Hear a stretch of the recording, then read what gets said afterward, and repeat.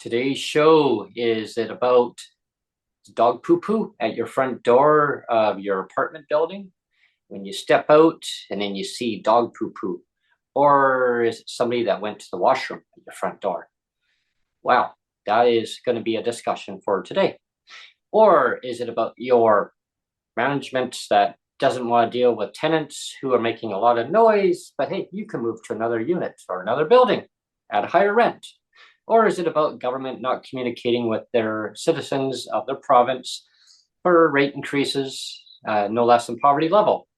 Or is it about transit, not having accessible transit in your area where you can't get to and from your store or your local business that you need to go to? Or is it going to be about not being able to deal with an Instacart and having the delivery driver screw up your order, and then you got to go back to your store, and then you got to go and rebuy it or pay more fees, more fees? Is it all about communication, people? Really? Really? Yeah. Well, you know what? Stay tuned because we're going to dive into a lot of different topics. Hello, everyone, and thanks for tuning in to PWD Allies podcast. My name is Brent Frain. I'm the host. Please subscribe to our YouTube channel. Check out the podcast on your favorite app, wherever you find it best suited for you. Today's show is all about Rant and Rave. It's part 3, and Brent's going to be just ranting away about things that are bugging him in his life. And also, hearing echoes from the disability community across our beautiful country. Economically, things are not going good, folks. Government can say one thing, but reality is people are living through a lot of pain and suffering economically, financially, not being able to have enough money to basically get by. Is it basic income that we need? Well, we're going to be talking a lot about that too. Just diving into a little bit, but there's so many different topics that we're going to dive into. If you want to hear more about basic income stuff, I really, really encourage you to check back on some of the podcasts that we've had, another YouTube versions of the video segments of guests that we've had on talking about basic income. Do I see a horizon in the future of that? Oh, most definitely, most definitely. But with that being said, I'm going to pass you over to my editor-producer, Neil Matheson here. And he's going to start off the show, and then I will continue after. Hello, Neil. Well, hi. Well, there's a couple of things I just wanted to start off the show with, Brent. First thing is, because we are on our year 3 now, it's 2025. We've just sort of started year 3. So there's a couple things to say about that. Is right at the beginning of the year, it's always hard to get guests because I think, uh, it's still kind of that after Christmas funk, where you're really trying hard to get guests, and it's just like everybody's still on that, after Christmas funk where it's really hard to get guests. But having said that, I've been trying real hard behind the scenes, and I know you've been trying really hard behind the scenes, and we're gonna have some really great guests coming up. Uh, the next one coming up is Cheryl Hardcastle on the 17th. Hmm. So great to get her on again. We're probably going to get Armstrong on, and Mhm. she's the new MLA from Kelowna for the BC Conservatives. Oh, wow. She's the new she's the new shadow minister for people with disabilities. Mhm. She's doing the role that Dan Davies used to do. Right. So it'll be really good to get her on. And I just got an email just before we got on. I didn't even Hmm. tell you yet. I Oh, just got an email from uh, Pierre Poilievre's office oh, saying because I sent an invite to him, oh. and he says I got an email back saying just to let you know we've received your invite.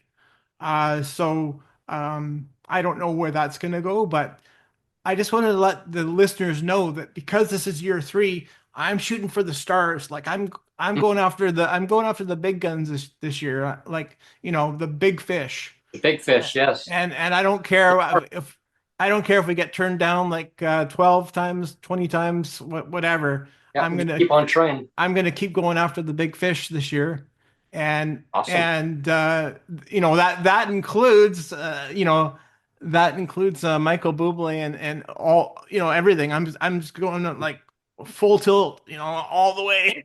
Oh yeah, Yeah, yeah. I'm not taking no for an answer this year. One. Anyway, so having said that, I mean, I enjoyed listening to your little intro, but what's interesting is when we do these kind of shows, like we always kind of research these shows. Like I kind of research things that I know I want to talk about. I know you do the same thing. But when we do a show like this, you're like, let's just do a show, and like it was kind of last minute.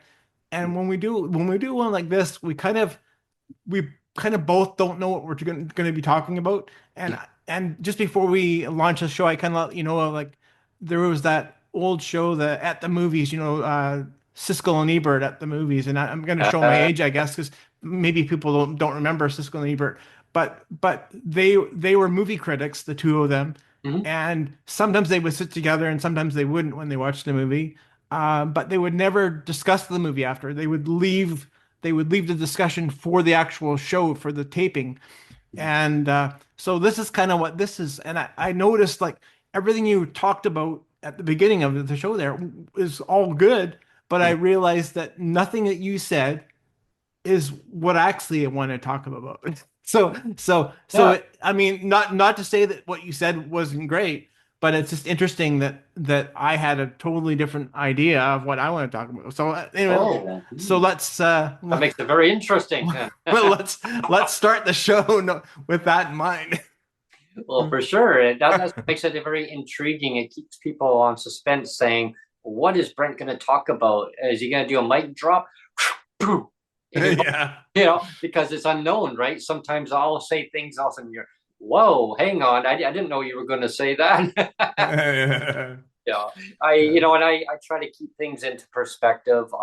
And you're right. I do a little bit of research here and there on different topics that I'm going to talk about, kind of unexpected things that will come up. When I started my intro here, kind of a sneak peek, and those are some of the topics like I'm going to dive into, like when I mentioned dog poo poo at the doorstep, or is it somebody went to the washroom at the doorstep? In reality, that did happen, folks. Yeah, it's disgusting for sure. Has it been cleaned up? No, it hasn't. Now, with the management company that I rent from, one of their other properties, they actually have that happen. They actually had that happen at the front door. It happened at our front door. Yeah, I mean it's drying up, but it hasn't been cleaned up. So there's a spot where you can still walk around it. Um, Still, it's unnerving. It shouldn't be happening.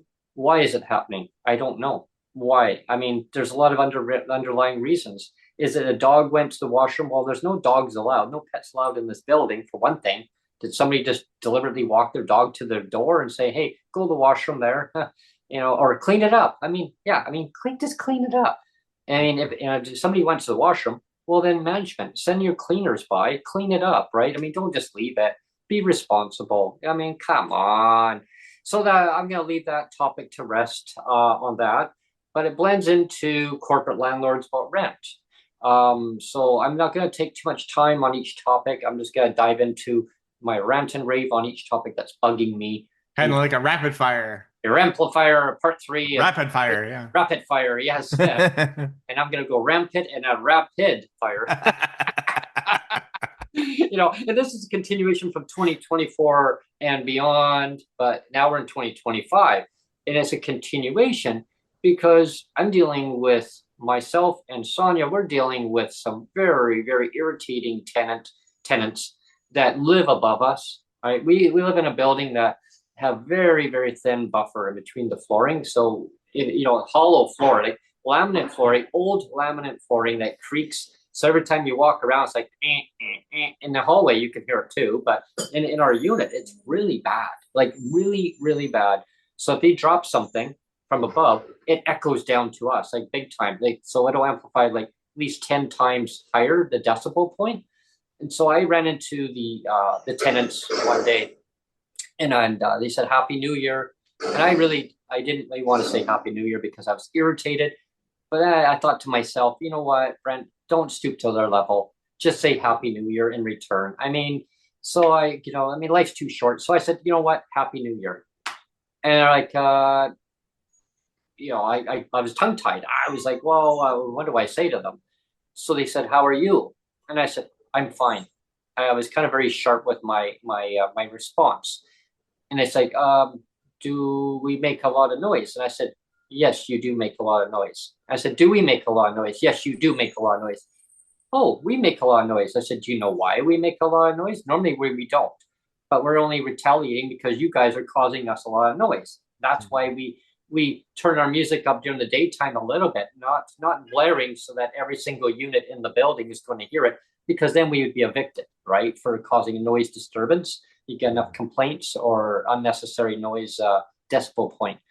So I came to a point where I said, okay, let's compromise. The flooring is creaky, so let's work with the situation. Don't walk across the floor where it keeps creaking in certain areas nonstop back and forth. Oh yeah. He says, yeah, I know where it creaks and all the time. And so I said, okay, so probably not a good idea to keep walking on those areas constantly, and just keep it down. So I figured an understanding was made. Well, evidently not, because guess what? They went right back and did the same thing again. When you repeat and do the same thing again and again and again, what does that say, Neil? That's called futility. Futility. When you Yes. do the same thing over and over again and expecting different results, it's called Yes, futility. exactly. And that's Yeah. basically exactly what they've done. So it was brought to the management's attention where we phoned and complained about the tenant. And then the tenants phoned also. And I knew they were going to phone also. I just had that gut instinct. When you have that hindsight, you just know that Yeah. something is just going to happen. Well, Yeah. my intuition was yes. And so I had perceived that was going to happen. So I made a call, and then they made the call. Next thing you know, the manager shows up at the door. This is where it gets funny. The manager shows up at the door, bang, bang, bang, bang, bang, bang, like really loud. I'm like, okay, yep, that's the manager. I was eating breakfast at the time. And that was the day I think we were doing a podcast a little bit later on that morning. And I knew this was going to happen. So the door, hello. And the manager's standing in the hallway, leaning against the wall. She goes, good morning. I go, oh, I said, I know why you're here. Okay, well, I have two complaints. Number one, the complaint was from the tenants upstairs complaining that you guys are making too much noise. Right, that's right. I said, because I know that's why you're here. I said, so this is what happened. I got a broom handle and I hit their ceiling. Bang, bang, bang. I said, did you hear that? Is that enough noise for you? I said, because you're making more noise than what we're causing for you. And she goes, oh, she's kind of started giggling at me. And I giggled back. And I said, but in reality, we only retaliated because they're causing us more noise. And they were laughing. The part that got us the most pissed off was the tenants were laughing. They thought it was actually funny that they were causing us a lot of noise. So I told the manager that, and she's like, yeah, okay. And we had every right. She said, you had every right to complain about them. But remember, this an older building, the old laminate flooring creaks. I go, right. But it's only common sense that you work with the tenant and the other complaining tenant, and the other ones are causing the noise, work with it, right? And so the solution that they came up with was, hey, why don't you just move to another unit in the building when it comes available, or to another building that is available, and move up to the top floor so that you don't have anybody above you that you guys are going to be complaining about. I said, okay. So that's where that was. So this is my take on it. So move the innocent tenants that are not causing any problems, move them out of the equation, move them to a top floor of the current building, pay higher rent, or move you out of the building to another building and pay much higher rent. Yeah. I mean, well, the problem tenants are still allowed to stay there. Well, and the place that you vacated, if you do decide to vacate, they're just going to jack up the rent for there too. Oh yeah, well, that's what I said to the manager. I said, Yeah. you would love us to move so you can crank up the rent. Yeah. I mean, well, the problem tenant still stays. So with that being said, is there was another building we were looking at. The rent's over $1,800. I looked at the budget. I'm thinking there's no way. I mean, we could say we got a roof over our head, but how are you supposed to buy food, pay your bills, pay your tenant insurance, pay your hydro? I mean, every single thing based on the basics in life. It Mhm. wouldn't happen. So the management says, okay, would that not work for you? Can we negotiate on the price? Because they had told us that, yeah, whatever is going to be fair for the tenant and us, we will negotiate something. Well, guess what, folks? Nope, there was no negotiation. That was just something to basically put as a tease us, saying, hey, this is what we can do for you. And then we felt surprised. No, we can't. So Just we're now something to shut you up for a while, basically over Christmas, I think, right? Yeah, Yeah. basically. And Yeah. now the units where at the other building, now there's two units now come available, not just one. Now there's two Mhm. units, and the unit's still sitting vacant. So my philosophy on it is, hey, well, why not give some money to an owner where it's sitting vacant for 3 months now? Yeah. Is something better than nothing? So they're taking a loss of over $1,800. So any times it by 3 months, that's a huge loss already. Hmm. We're going to be going into the fourth month soon. So having it vacant, they're not making any money. So they can maybe take the money that we're paying here for rent, or maybe even top it up to the nearest $100. They're still going to be making a lot of money, maybe not as much as they want to make. So to me, it comes down to greed. It's just greed, right? I mean, they could sit vacant for a whole year. And what I see the crystal ball happening here, and this goes across the country, because I've been doing a lot of reading and research on it. There's a lot of places that are becoming more available for rent. The corporate landlords are now hurting because they're charging way too much money for rent. They're seeing more incentives, 1 month free rent. Oh, we're going to give you a bonus, a gift card too as an incentive, or 50% off your damage deposit. There's a lot of these happening, and over time, you're going to start seeing 2 months free rent, 3 months free rent, more incentives. Again, the rents are too high. Try to pull the person in. Well, now they got every other month, they're going to be paying high rent. If you can't afford to pay that rent now, how are you going to be able to afford to pay that rent going forward? Yeah. Again, so now that stems into the Ministry of Social Development in Yeah. BC. Yeah.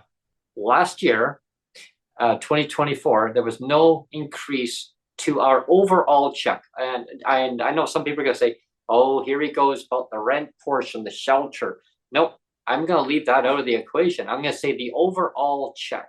Okay. Because the overall check, you pay your rent out of it, you pay your Everything you have to pay out of it. everything's included in Yep. that. Yep. Yep. So, and I want to see the government get rid of that word shelter altogether. Just get rid of it. It's archaic. It's old. Let's start 2025 with a new year. Let's refresh it, because what happens here, like last year in 2024, we got no increase at all. I got an increase for our rent. And again, this kind of goes back to a question to David Eby again. He never did ever answer the question, like, why did you not increase it? Our landlord gave us an increase and still asked the question. It wasn't even the question. It didn't come from me. And my manager always reminds me, say, did David ever answer your question? I go, no, and he won't. I said, he won't answer it. Yeah. And it's just, Yeah. well, that's wrong. I go, well, it is wrong. It's just, now, Brent, I wonder in 2025, you'll be getting a rent increase notice, but it won't be 3.5%. It'll be 3%. Now, will the government actually increase your rent? I said, so do you want to take a wager on this? Do you want to bet on that? Mhm. I said, why don't we bet that our rent on that, so that if he says no, we get to have rent free for 1 year. 1 year. Yeah. She goes, oh, I don't know about that. We could stay here rent free. I said, do you think they're going to give $2,400? As I said, you think they're going to give us $2,400? It's just the owner would never go for that to you to have rent free for a year. I go, so if they were to give us $2,400, then we would actually have to pay you an extra month of rent as a penalty. But in the other way, we'd get a whole year of rent. Yeah. So Well, yeah. And you know what, Brent? I don't know what your next topic is going to be, but before you go off the topic of David Eby, uh, that's kind of where I wanted to talk about. So yep, I had a feeling that you probably did. So that's why. if we want to stay there for a moment, Yep. uh, for people that live in BC, like you and me, Brent, they'll be more aware of this. But so we have a lot of people that listen to us, back east or whatever. But this is still important because it has to do with with the the integrity of our provincial voting system. Mm-hmm. Because again, for people that live in BC, you'll remember it's John Rustad just came forward a few days ago, claiming that there's been some voting irregularities with the elections BC. Oh, And there right. was one riding that flipped. It's the Surrey Guildford riding, and it Yeah. was the Conservative candidate Hanvir Randawa, um, Hmm. and he lost by 22 votes. This is the BC Conservative candidate. He lost by 22 votes. Now 22 what? votes. Yeah, and so now what John Rustad and this Randawa is saying. He's a lawyer too, by the way. But you listen to him speak, and he's like he's actually an amazing speaker. Hmm. Like he's very like yeah, you can just tell that he's very well spoken. 22. Um, yeah. So anyway, he's challenging the vote. It's not. I mean, some people can say, well, that's just sour grapes, that you lost. Now you're just being sour that you lost by 22 votes, but Mm, it's actually more than that yeah. because um, one of the things, and again, I'm gonna call to question. I'm gonna call to question David Eby's attitude because let me just see. Like like I said, I wrote some notes here. Um, when it was, remember when we first had the election, it was only a one vote difference, right? Oh, yeah. And then they recounted, and then this riding flipped. This Surrey Guildford flipped. So now that it went from a minority government to a majority by one vote. So this is why this riding is so important, right? And David Eby the other day came on camera and he said that John Rustad coming forward now to complain about this is cringe. He used the word cringe, and I'm thinking to Oh, myself like, who says the word cringe? yeah. Like junior high students that are trying to act cool use the word cringe, and if you remember again back as as recently as October, right when the vote was cast, and they still weren't quite sure if it was going to be a one vote or two vote or whatever. Hmm. David Eby said at that point, "Oh, we have to do a full investigation on the BC elections and make sure everything was legit." And Hmm. of course, now that it's favorable to him, now that he's got the one vote majority, he's like, well, the truth of it doesn't matter, Yeah. just And the like ballot box got counted at home. yeah, just like I always say about the pink unicorns. It was like, how it the truth doesn't matter. It's kind of irrelevant, the truth only matters if it's convenient for the person. Like one of the things that I hear all the time that really bugs me is when people say, well, I'm speaking my truth. Mm. When they say Mhm. Mhm. I hate that, and I'll tell you Yeah. why. I'll tell you why. I understand. I understand when people say that, but like when you say I'm speaking my truth, it actually means that you're giving yourself creative license to lie Mm-hmm. because there's not my truth and your truth, Brent. Mm-hmm. There really isn't. There's not my truth and your truth. There's actually just the truth. Mm-hmm. I mean, there's one truth. And that is why, I mean, again, I'm not going to make this a whole religious thing, but that is why I am religious. So that is why I am a Christian, is because I believe in one truth. And that's a big reason why anybody is a Christian or religious, is because they believe in the possibility of only one truth. If you say there's multiple truths, you're lying to yourself. Hmm.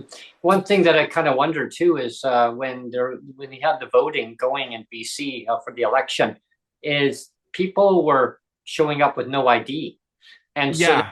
were voting, they were voting with no ID. I don't know how that works. With no ID, you can't vote.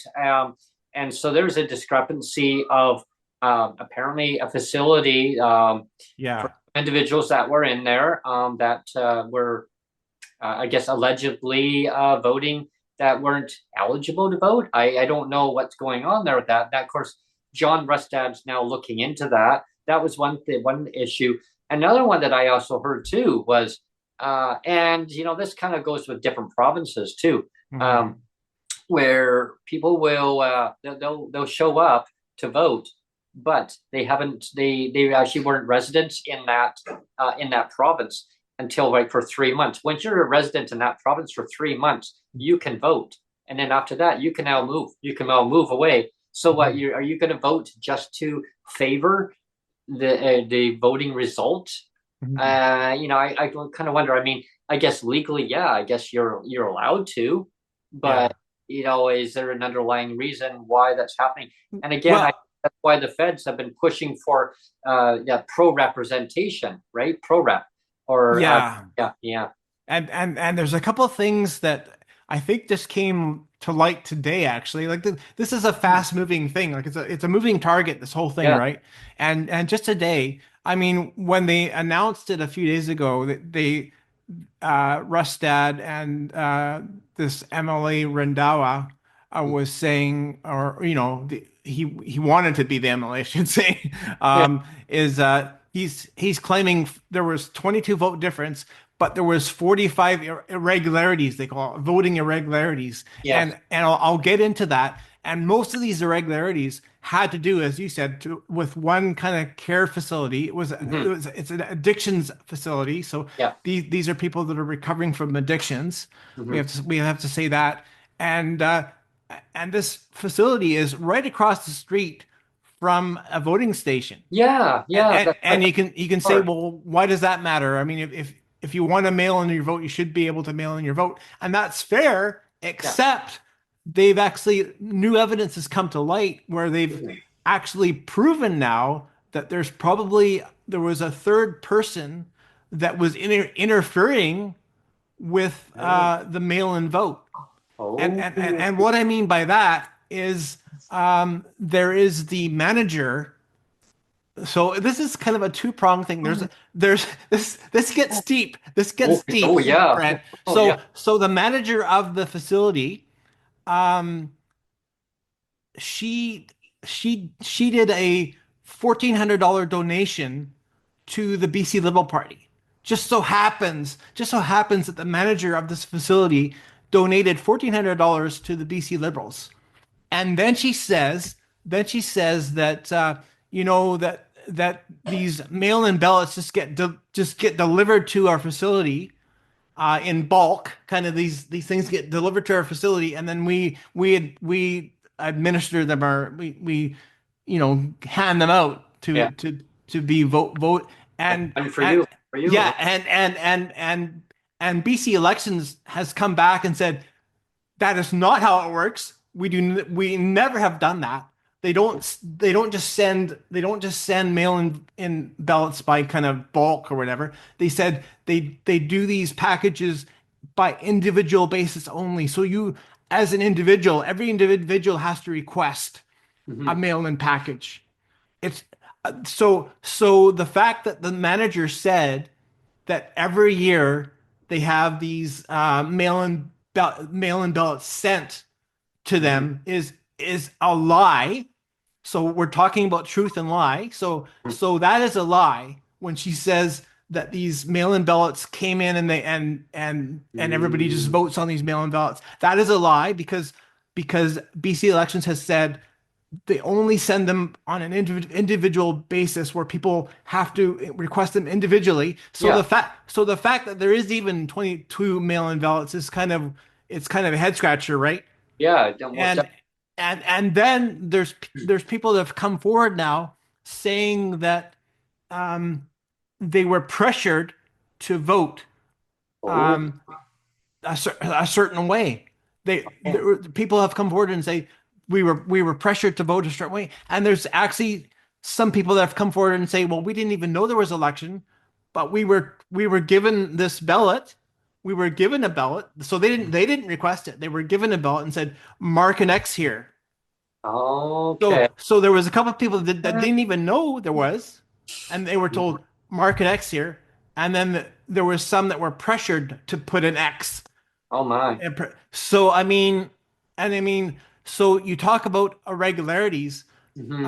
Again, I think the point should be made is that when John Rusted had his news conference, he made very clear. I thought it was very clear that people. One of the early questions was, well, why did you endorse the vote way back in October? You said you were fine with the vote way back in October, and he said, well, you know, I wanted to have faith and confidence in our voting system. And he Right. says, like all these things kind of take time.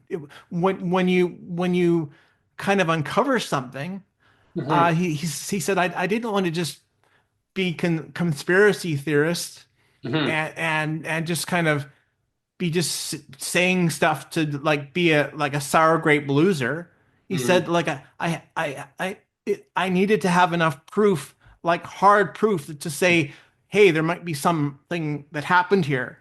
And so when we say there's 45 irregularities, this isn't just some sort of pie in the sky that somebody just pulled out of their hat and said, well, like maybe we'll challenge this. Like Hmm. these 45 irregularities, voting irregularities that have been turned up are like hard and fast proofs now. I wonder if Where, the number is going to be even higher than that.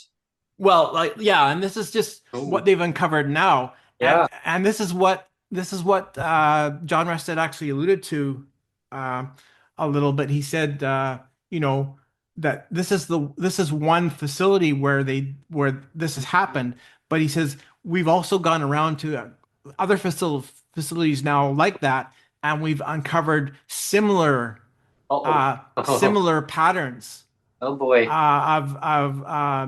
of residents being pressured to vote a certain way. It's going to get messy. Oh, it's So going I mean that, and so for David Eby to say, well, this is just sour grapes, he's just a bad loser, and it's cringe to. when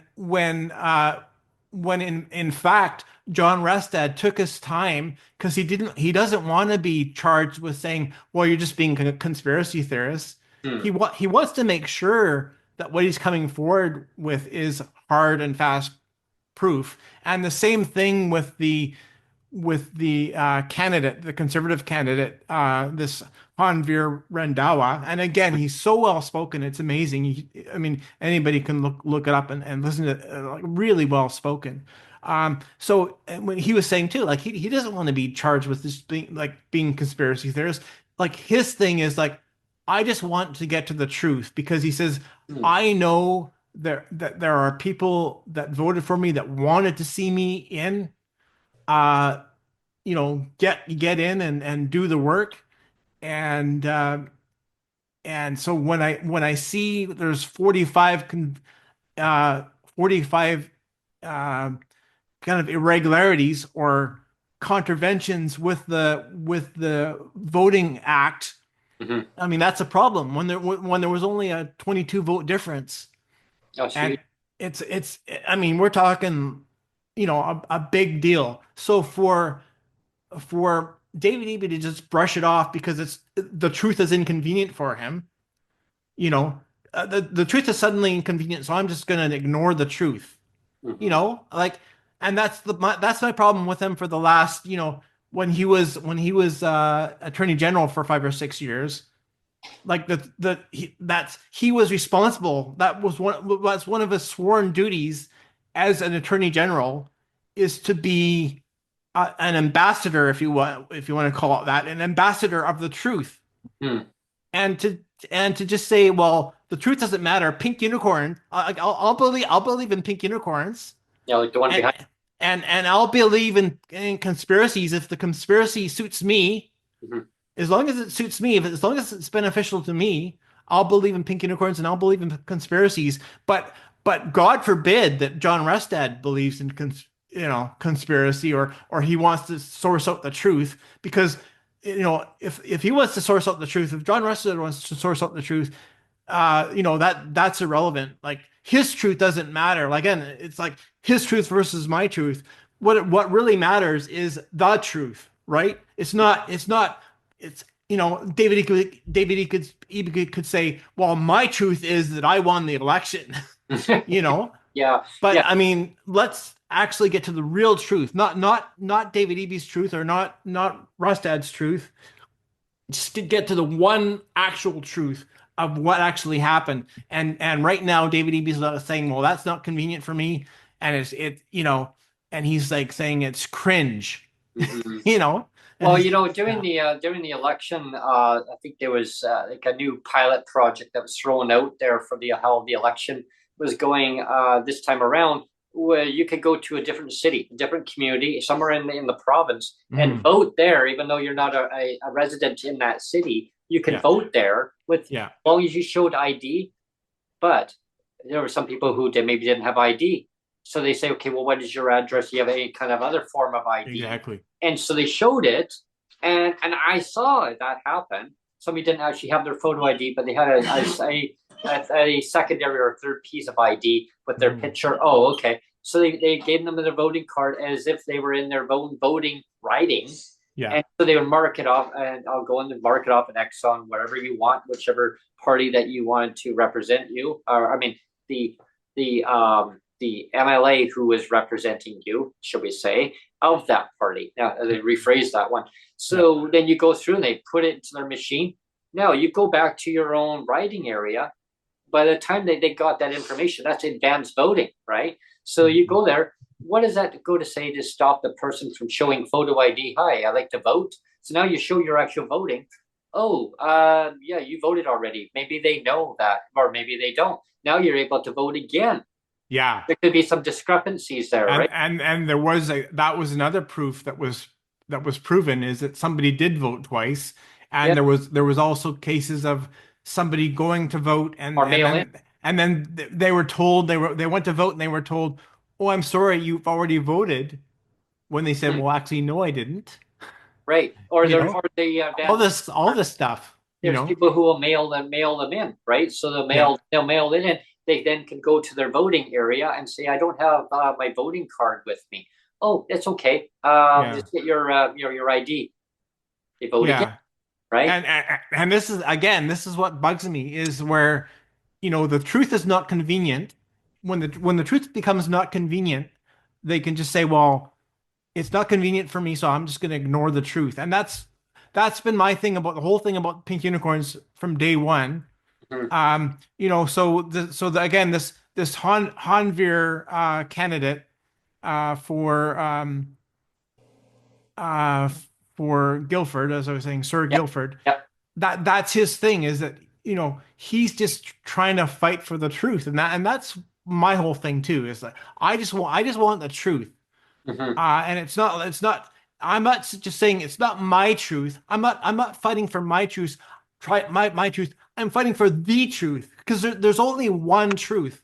There's Hmm. only ever one truth. It's not, you can't say this is my truth, Brent, and you can't say, well, Neil, this is my truth. I mean, because then you're just giving your own version of Right. a version of truth, but it's not actually the truth, right? And maybe I'm belaboring the point too much, but I mean that's what really bothers me, is that governments can just play fast and loose with the truth and say, well, you know what? We'll only pay attention to the truth if it's convenient for us. If it's not convenient, we'll just have pink unicorns running around. It doesn't matter. It doesn't But matter. another part of my rant and rave, yeah, that I was going to mention here too is kind of maybe not order of exactly when I gave the pre sneak peeks of what I was going to talk about, but I'm going to throw it out there, and it kind of blends into about rents. I mean, Mm. everywhere in British Columbia is the most expensive place for rents. Ontario follows right behind it. The recent stats show that, I mean, rents are pretty well at par with British Columbia and Ontario. I mean, pretty close to me. Different communities maybe a couple of dollars less, but they'll say, "Oh, they made the top score," and it's like a competition.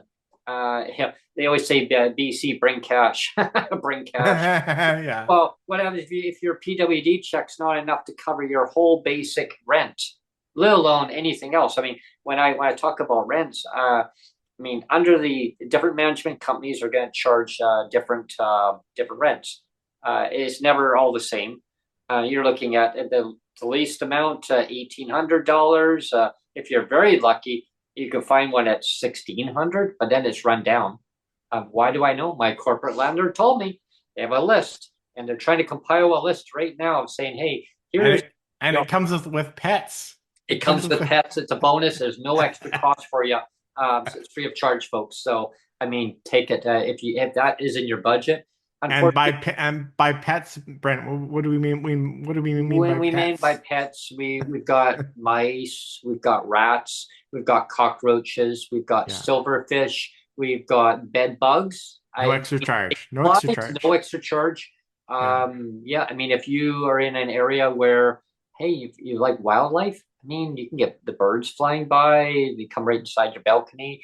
Maybe you got deer that are in the area. Hey, I mean, they're harmless, but I mean, or maybe the cats running around everywhere. Maybe they'll chase the mice and the rats and the bed bugs. Maybe they're going to eat them all up. I don't know. Or maybe the deer will. You know, but I mean, but the fact is, people unfortunately have to make sacrifices and ultimate hard decisions when they're moving into places because some management companies are very scrupulous. They can be really convincing where there's not a problem. Like, hey, there's no problem here. I go, I heard there's a history of a problem in this building. No, no, that's all hearsay. And then they move in, and guess what? Now they get trapped because now they're paying the high rent. Oh, you want to break your lease? Now you need to pay us a liquid damages clause, which is equal to the amount of 1 month worth of rent. In some cases, they'll charge you less than 1 month worth of rent. Not too many. Sometimes a $500 penalty. I mean, who has that money on PWD to go and fork that kind of money out? You can't even find anywhere to rent, let alone for a whole check, a whole PWD check. That's disgusting. In a province that is supposed to be leading the country economically, say, well, BC, jobs. I mean, everything's is booming. We got all the jobs. I mean, what, public sector jobs or private sector ones? The last time I checked, there's a lot of small businesses shutting down.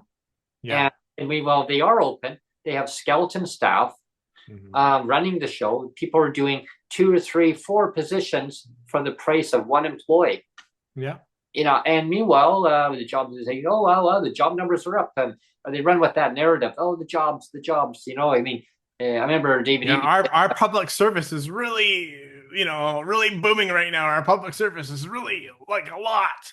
Oh, yeah. Well, yeah, they're making all these positions within every single country. I know. And I mean, I can say that because I spent 7 years as a public servant, right? So I can afford to make that crack because I was part of that game for 7 years. Yeah, I mean, and I was too. Like I worked for them for like two. I worked for like 2 summers in a row doing that. It was like full time. I saw and I got to hear so many things. And of course I didn't know a lot about what was going on within government, but I saw a lot of errors where I mean a lot of wasteful revenue that didn't need to see happen. And then I moved into another permanent full time for a couple of years doing other type of similar work. I mean, the pay was wonderful at the time.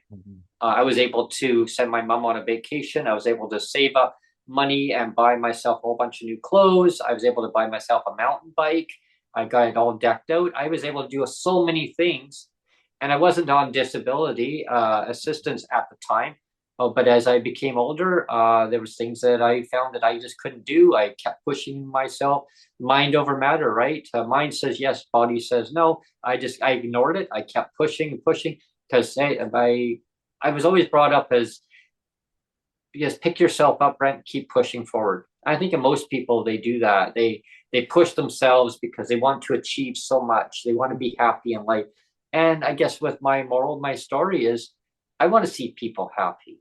I want to be happy within myself, and I'm doing the best I can. I'm working with that, advocating to make change. But I also want the system to be rebooted, redone. Let's go forward as 2025 and then beyond. Let's change the system so that everyone can be happy on disability. Let's bring back the pensions, right? They were Let's make it equitable. Let's make it yeah, equitable. yeah, let's make it equitable. I mean, let's bring back the pensions that they were back in the Yeah. mid 1990s. I mean, how can you change a pension into a non-pension? There was a story that I was reading just recently where my jaw dropped. I could not believe that the government would be so critical on something so frivolous. I mean, you're talking about Oh, Pokemon cards. Yes. Pokemon cards, everyone. Yeah. So Yeah. somebody had some Pokemon cards. I mean, Yeah. maybe they might have been sentimental to them, but maybe their situation was they needed some extra money. I mean, because the government refused to increase the rates in 2024. Cost of living is going up. Everyone knows that across the country, around the world right now, cost of living going up, right? There's so many dynamics of why the cost of living is going up. So the government has a responsibility to take care of their own citizens, right? But no, they like to pass the buck over to the federals. So anyway, getting back to Pokemon. Okay, so somebody had some Pokemon cards. They sold them. They sold them. They needed the revenue.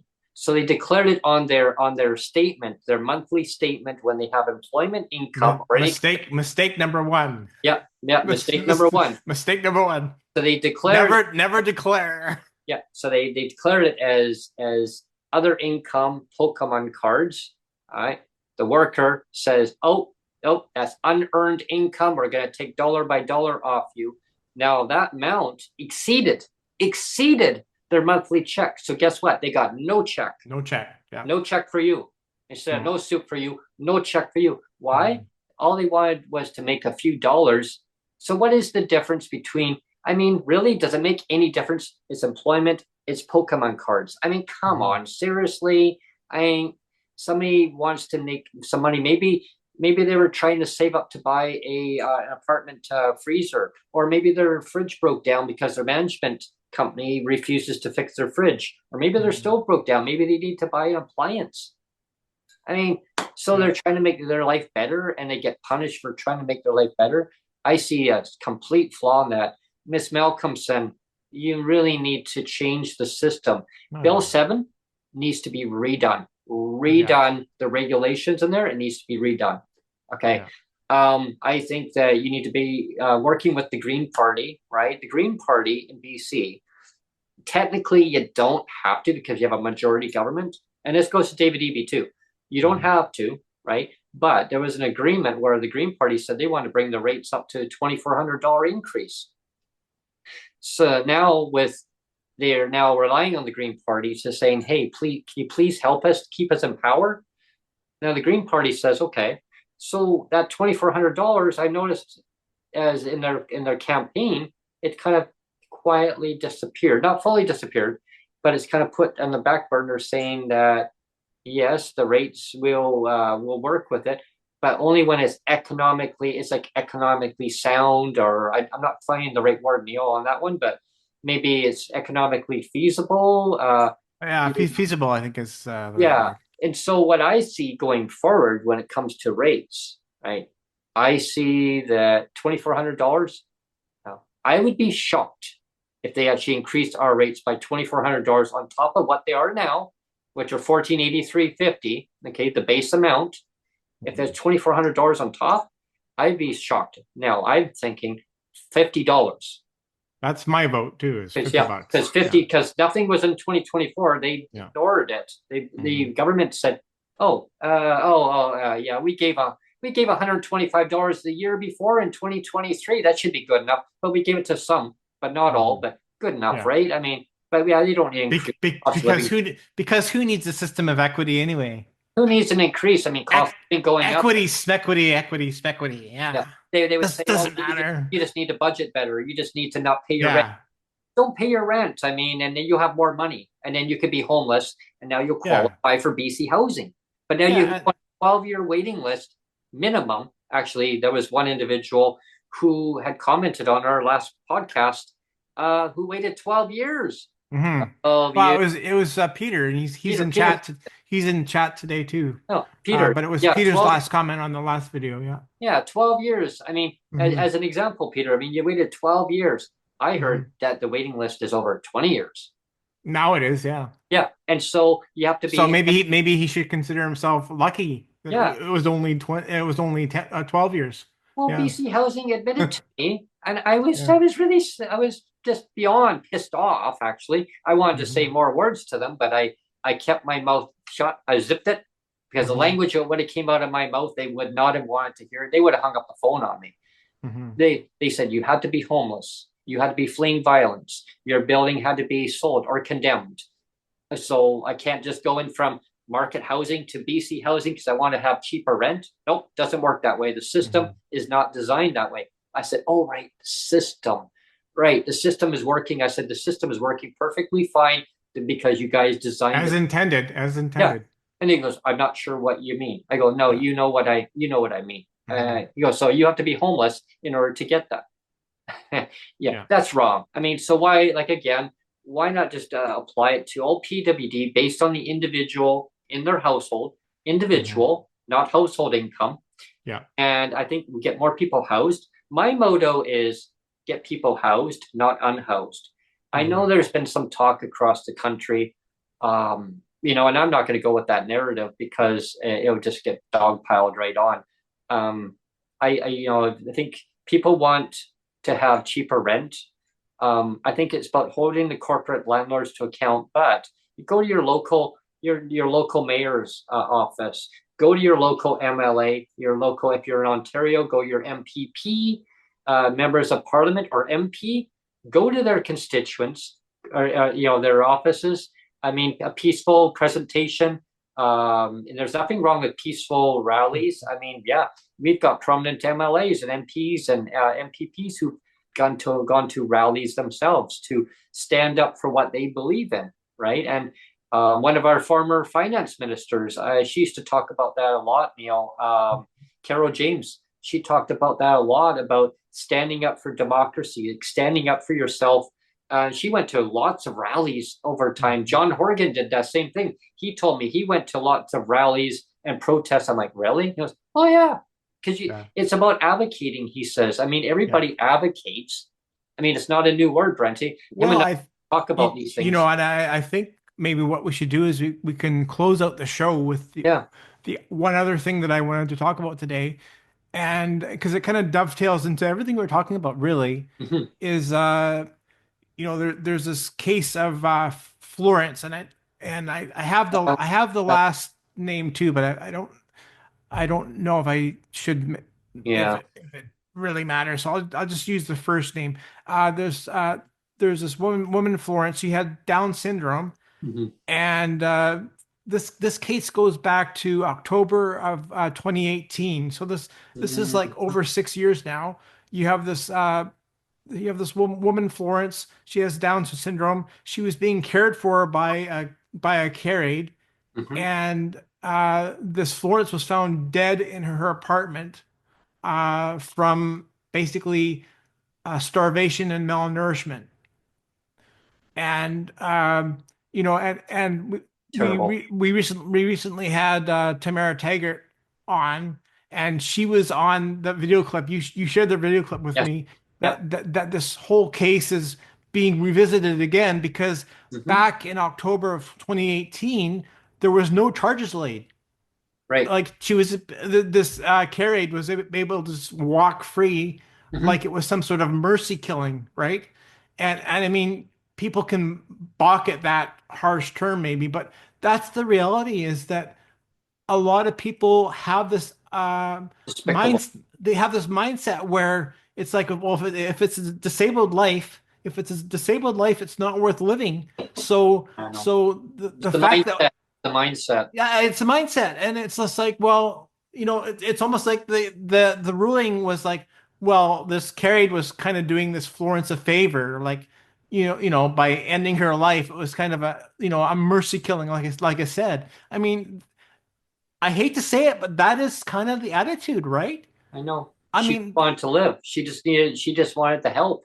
Yeah, this is a person with Down syndrome. I mean, you know, lots of people with Down syndrome can live a perfectly good, productive, happy life, and to have this kind of judgment where a person with a disability has a lesser life or a lesser deserving life than somebody that doesn't have a disability, and somehow that your actions don't matter. Like Mhm. if you actively do harm, if you actively do harm to another person that has a disability, well, that doesn't matter because you know their life doesn't matter anyway. So who, I It's mean, terrible, terrible. I hate that those words are coming out of my, like, I know. trust me, Brent, I hate what those words are coming out of my mouth. Me But too. I mean, I that's the yeah, truth though. It's the truth. yeah. I totally echo. It's Like, disgusting. It's disgusting, It yeah. really is disgusting. I worked many years ago with a young lady who had Down syndrome. A wonderful, wonderful person. She worked as hard as she could on the tasks that she was asked to go and do, and I witnessed it many times. I didn't. I felt what do I say? What do I say to speak up? Like I'm kind of tongue tied of what I'm saying here is because I my jaw dropped of witnessing an employer who hired her because of a person with disabilities who had Down syndrome, who then went behind her back and said, well, she's disabled. She doesn't know any difference. I mean, like, what difference does it make? Maybe I should have not wasted my time. And I overheard that. I overheard the employer said, why am I wasting my time? I don't have time to cater to a person with disabilities. I came forward. I was livid, Neil. I was beyond livid. I thought, okay, Brent, learn what you were taught in college. Learn to speak up. Learn what your instructor taught you to do, and come forward and say, if you don't agree with something and you don't believe in that, like come forward and say what you need to. I actually took the courage and came forward. And you know what the employer said to me? One more word that comes out of your mouth, sir, Mhm. you're going to be fired. I will fire you. So Yeah. I said, okay, you know what? I said, okay, then you know what? You're going to fire me? Okay. So I said, be respectful for people with disabilities. I said, do not Mhm. talk behind their back. If there's something that you need to say, you need to say it to their face. I said, so you know what? I said, right. Oh yeah, I embarrassed the employer. I said, so you know what? I'm going to go and get Samantha right now. And I'm going to bring Samantha over here and you can actually go and talk to her in front of me. Excuse me, I'm the employer. I go, excuse me, who is the adult here? Mhm. Who is the employer? I said, I'm the employer because I'm actually the one who's speaking up. Oh yeah, the guy goes, you know what, you can go, you can go out the room. I said, I'm not going until this is going to get resolved. I brought the Mhm. girl forward. She had tears in her eye, and she, you know what she said to me? Thank you, Brent. Thank you Mhm. for being the employer and being the adult here and dealing with Mhm. this effectively. I go, no, I mean, don't thank me. I'm just speaking up. I'm just saying the right thing that needs to be done. I said it's all about respect. And I've been told to quieten down so many me too. times. So I many times. It's like, stop talking, Neil. Like yeah, literally, it's like, go away. You're yeah. bothering us with the truth now. Mm-hmm. Like I've said, or like that was my big thing about, talking about truth and Yeah. getting to the truth of the election.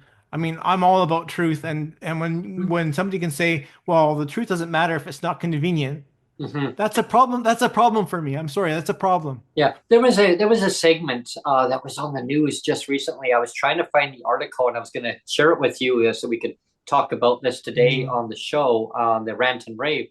Um, if I find it, we'll talk about it on the next podcast. Yeah. Um, but Sonia had brought it to my attention. She goes, "Yeah, you should talk about it." Well, I was trying to find the article.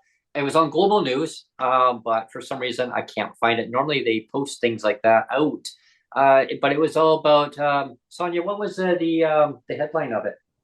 Uh, It was it was on Sunday morning yeah, news. okay. Oh, But what was about the? jobs. It was about jobs. It was about a kind of a not a seminar, but it was all about hiring people with disabilities, about of all the unemployment, the area of the unemployment of how industries have not tapped into of the disability segment of the population.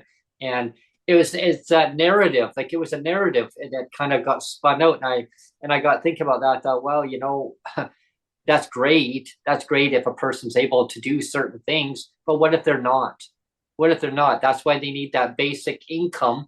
They need that basic floor that's there. And Tom, the basic income guy, he talks a lot about that. And Joseph Vandermeer, he talks about that too. There's a lot of people who talk about basic incomes, right? Or at least bring the disability assistance. I call it pensions because that's what my doctor referred to it as, pension. Yeah, well, because they used to be. They used to be. Yeah. We're asking people how are people getting by with disability. Oh, okay. And some of them are saying most of them are working. Okay, so I'm not sure if you heard that, what Sonia just said, but they asked people with disabilities how they're getting by. And most of them that they asked, I guess in a questionnaire, was most of them said they're getting by. But that's only now that's like a polling, right? Of saying, well, I could do the same thing in my building. Okay, like say 100 people, 100 people in my building, say, okay. Actually, it's more than 100. There's like 150 people in my building, but say 150 people. Now, I did a stat, and I actually asked, 75% of them. So now that's 75% of the 150. Well, actually, no, sorry, that's 50%. 50% of the 150. So that's 50%. But they could say, oh, yeah, we're doing perfectly fine. What about the other 50%? Right? What about the other 50%? Well, no, they're actually living well below the poverty level. I could ask seniors, well, how are you doing? They'll say, well, I have a disability, but according to the government, I'm not disabled anymore. I said, poof. Oh, did your disability go away? And I actually had a discussion just yesterday with a senior who lives about 3 roads down from here, and I've never seen him before. And I was talking to him about, we were talking about healthcare. And he says, well, I have to buy my medications and some of them are not covered, and they used to be covered. I said, what do you mean used to? Well, he says, when I had my disability status, but now because I'm a senior, I don't get all those things covered. I'm like, oh my gosh. And I'm low income, right? I'm on a fixed pension now. I said, oh, so your disabilities just disappeared? He goes, no, they never disappear. I said, I'm just being my sarcasm went there. And he goes, oh, okay, I wasn't sure where you're going there, bud. And I said, no, I said, I'm just telling you, like, we talk about this on my podcast.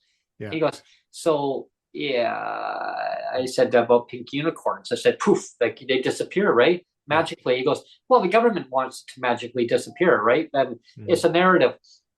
And I said, how do you make it by? He says, well, if I didn't have Safers, I don't know what I would do. And Safers is a senior supplement. If the listeners are wondering what I'm talking about, it's a subsidy program that allows seniors to live independently, or if they need have a caseworker who comes in and helps them if need be, to help them on their day-to-day living in their own residence. They don't have to move out of where they're living. And I can vouch for that because my mom lived in her home. She never had to move, but she got to have that.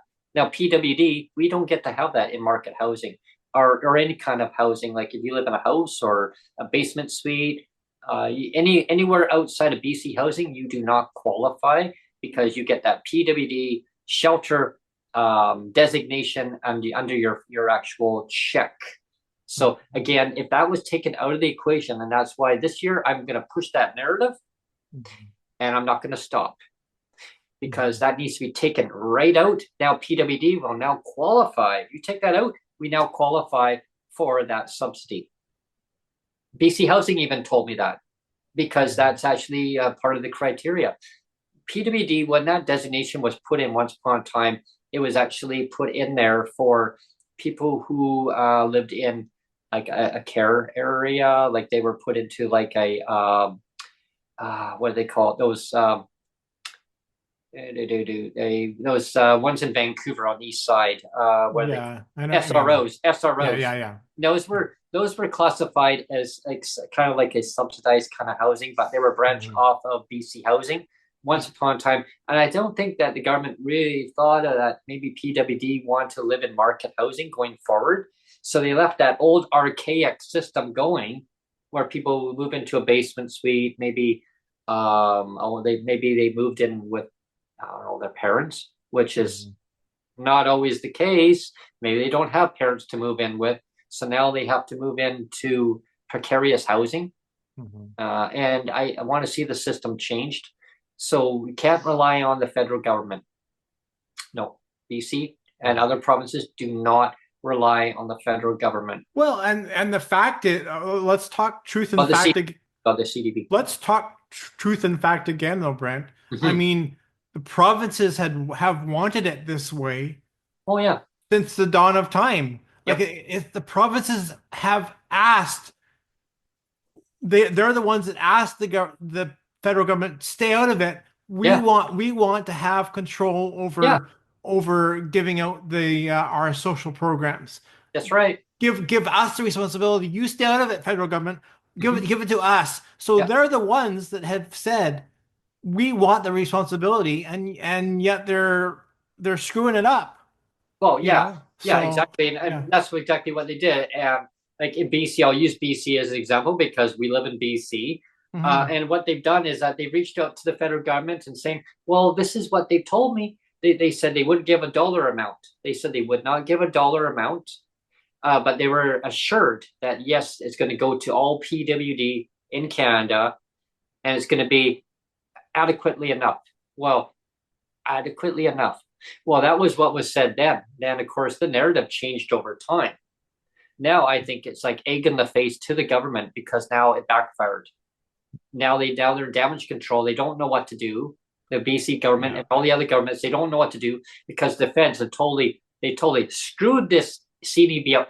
I mean, worse than a little child going to a candy store and getting one of those little candies and going, oh, it's good. No, don't do that. That's bad. You take that off the candy shelf. But it just seems the whole dynamic or dichotomy is just weird, Brent, because like we said, I mean, the provinces are all waiting around for the feds, but again, if we talk about truth, like it's the provinces from the very beginning, from the dawn of time, have said, stay out of it. We want to have control and autonomy over all of this. Yeah. And so they were given that autonomy and responsibility, and now they're pointing fingers at the federal government and saying, look what you're doing, and they're absolving themselves of all their sins, all the provincial sins that have gone on. They're absolving themselves of everything, saying, Well, I mean, and then of course, they're saying, oh, this CDB is going to be historic. It's going to be wonderful. It's going to help over 1 million people originally, and then it went down to 600,000. And then it went down to 25,000, and now it's going to be $200 based on up to $200 based on household income only if you have a DTC. And Mike Morris had got the confirmation originally saying, nope, it's not going to be part of the criteria. Yeah, they said fine, no problem. Yeah, and then they changed it and they went against what Mike had was told. And I mean, all these barriers put in place. Give me the big scissors. I'll cut all that red tape, all that shit out of there. I'll cut all that red tape out and give it to everybody at the amount that she had said you were going to originally come out with. It was supposed to be when we had the COVID amount out there for people. $2,000 was supposed to be the most minimum amount, and that was the basic amount. That's not even including your shelter or your rent amount. That's not including the food amounts. That's not calculated into that formula. That was based on just your basic goods and services, $2,000. We're not accounting for the 40% markup of the CRIP tax. Exactly. Right? We're not accounting for that. And when that came out in 2020, now we're in 2025. So now that amount equivalent is like $2,800. That's not including people with disabilities or your extra amounts that people with disabilities need as an ongoing amount going forward. And that's not even including your rent amount. That's not including your food costs, your basic essentials. So that amount, I mean, should be on top of your disability amounts. And so the government now has gone from that down to up to $200 per household. Like I guess a 2-year-old could do math better than that. Yeah. I mean, really, like seriously, folks. Like, I know that the federal government, they realize they screwed up. I always say, when you screw up, just admit that you screwed up, that you must change it and do better.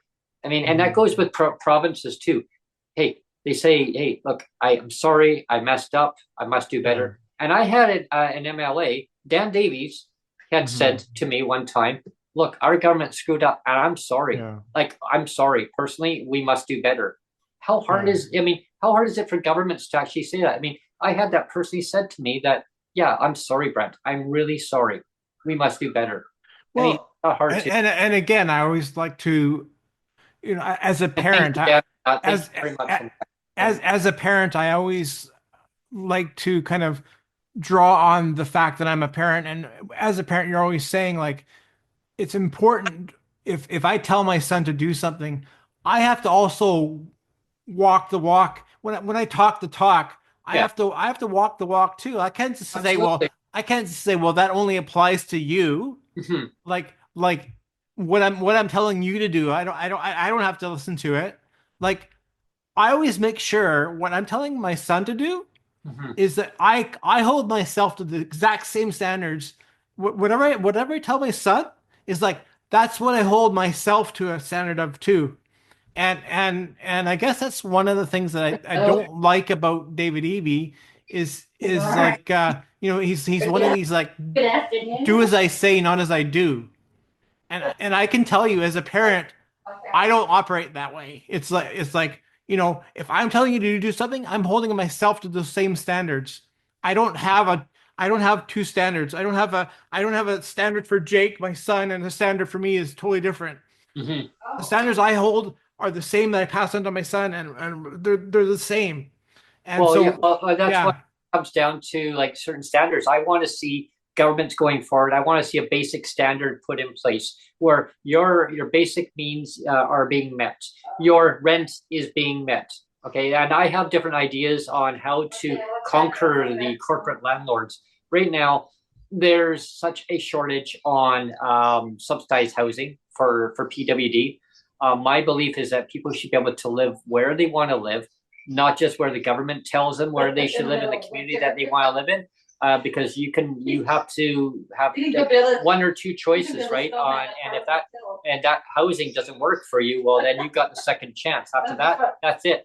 So I always say that people should be able to live in the housing where they live. So I'll give an example. If where I'm living right now, I'm going to be wanting to move. Okay, I mean, Neil, you know what's going on there. I talked about it at the beginning of the podcast, but again, I move out of here.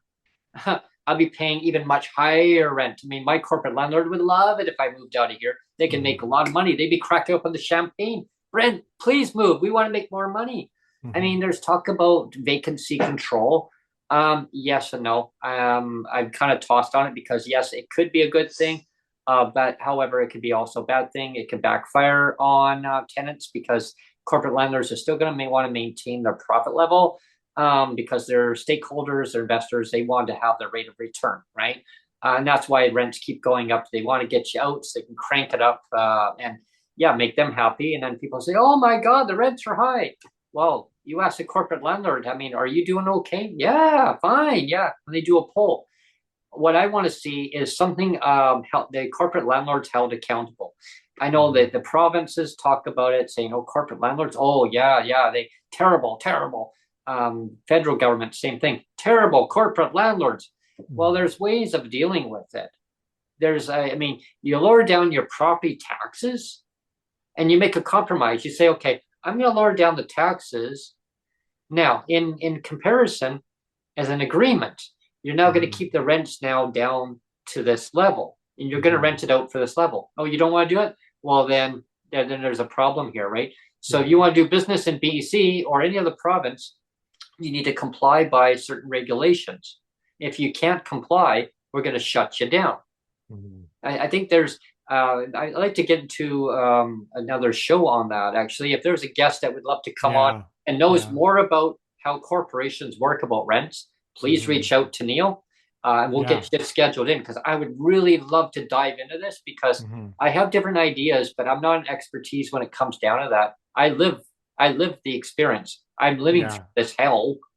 I mean, you know, like I say, hey, you can move to another building. You can pay this much. I go, well, I can't afford that. Well, in other words, okay, well then shut up, Brent. Don't bitch and complain to us. Put up with the noise. Well, no, why should I have to? Then I reached out to the residential tenancy branch in BC.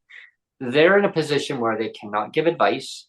They are neutral. They are neutral from all levels. They told me on a personal level, I told them this situation. They told me, your management company is in business to run a building. Okay. They're probably running on behalf of the owner. Okay. That sounds like a company that's running on behalf of the owner. I go, yes. Okay. And then most of them are, right? So it comes down to that they have to be held accountable. In order to hold them accountable, you can take them to arbitration. I said, well, if I do that, I said, that would be a problem. I said, I'll get a good reference. Not necessarily. Be careful, because that's a murky water. You rock the boat. You don't want to not have a good reference from where you rent. We're just quiet people. I said, but they need to be held accountable, and they want us to move. They said, well, of course. They said, but the rental go up. They of course they love that, right? So I'm looking at it as I just kind of ride it out and not ruffle the feathers, and just look for another opportunity. Rents are not lower. One thing before my rant and rave session ends here, I want to also see they call it moving supplement. There's a moving supplement in BC. I'm not sure about other provinces. Anyone watching this, you can tell me how it works in your province. But I'll take that in 1 second, Sonia. She showed me there was a call that came in while I was on air. I have a feeling I know who it was. It wasn't. Actually, she showed me something else. But yeah, that's fine. I can look at that later. So you know what it is, Neil. Yeah. It's a magic number. Unicorn. It's a magic unicorn number. Yeah. But anyway, getting back to that, my train of thought was on where was I? Hang on. Sonia. Maybe it's time to end the show, Brent. No, because you're flustered, maybe. Landlords. Yeah. Oh yes, Yeah. I was where I was. Anyway, I'm just gonna end it there. Yeah. Okay. Just end it. Just end it. Okay. Rant and rave, and that's why, because there's so much to rant and rave about. Yeah. I'm gonna look forward to people tuning into our part 4 another time. Rant and rave. I mean, this is why I labeled it, part 1, part 2, part 3, because I do remember. Ongoing. I do remember. Yes, it was about moving supplement. Moving supplement. Oh, yeah, right. Moving supplement. Yeah. This is the way I'm going to end the podcast for today. The moving supplement in BC, if rents are substantially reduced, we will move you. But you need 3 quotes from moving companies. Get this: substantially reduced rent. Yeah. What planet is this? What does that even mean, Brent? What does that even mean? Is this Earth number 2? Are we on another planet? We're talking about unicorns again, Brent. I don't know who would have came up with that terminology. It's all unicorns. Yeah. I just couldn't believe it. I was just anyway, that's my rant. Ends that. They got to get rid of that part out of there. Give me the pen. Give me the pen. Give me the code. I'll get there and change it myself. Damn it all. Thank you. So I just want to again tell people that we are working hard behind the scenes, getting more guests. The next guest on tap is going to be Cheryl Hardcastle, so I'm really looking forward to that on Friday the 17th. Definitely tune in for that one. And there's a lot of really good guests that are potentially on tap soon. So keep an eye out for all that. Yeah, most definitely. I love having new guests onto the show. This year we're looking at really high-end, prominent guests.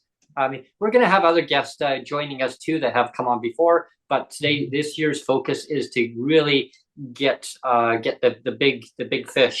Get and the big fish, yeah. big fish should come Yeah. onto the show, Yeah. because I want our big fish to hear about the lived experience stories that we've gathered up over the years, and present them going forward. And I can tell you about lived experience stories myself. Neil can. I mean, we all live it. I want to see the system changed going forward, making making people happy. I mean, that's what I want to see, is people happy.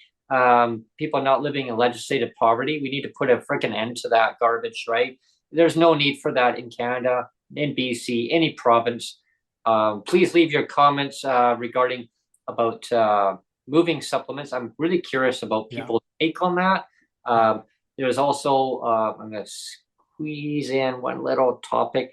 I heard in Ontario, there's some corporate landlords are requiring first month and last month rent.